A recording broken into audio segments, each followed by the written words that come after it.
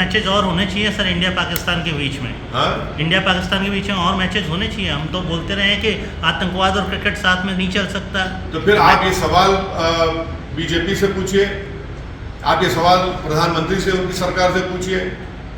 जब क्रिकेट और आतंकवाद एक साथ नहीं चल सकता है और फिर चीन हमारी इन कोशिशों को नाकाम बना रहा है सिक्योरिटी काउंसिल में कि जो टेररिस्ट 26/11 में इन्वॉल्व थे उनको हम सैंक्शन करना चाह रहे हैं जो पाकिस्तानी हैं, तो चीन उसको अलाउ नहीं कर रहा है। उसके बावजूद भी हम क्रिकेट मैच खेल रहे हैं। हम सीज़फायर एग्रीमेंट साइन करते हैं पाकिस्तान से।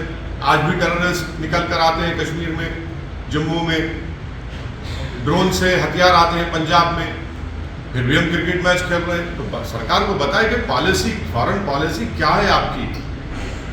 क्या पाकिस्तान से मुकम्मल डिप्लोमेटिक रिलेशनशिप पूरा कायम कर लेंगे?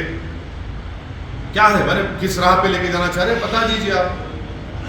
So are you advocating that we should not play matches with Pakistan? No, this is a question which the Narendra Modi-led government should answer to the nation, because it is they who have said that terrorism and cricket cannot go along. If that be the case, then what is the present status?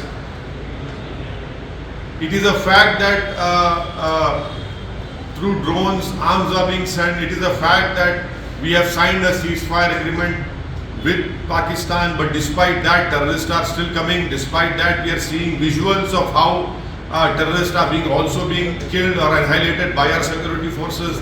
We are still seeing that in the valley pundits are being assassinated, are being killed. We are still seeing that our security forces are being killed. So we want to know.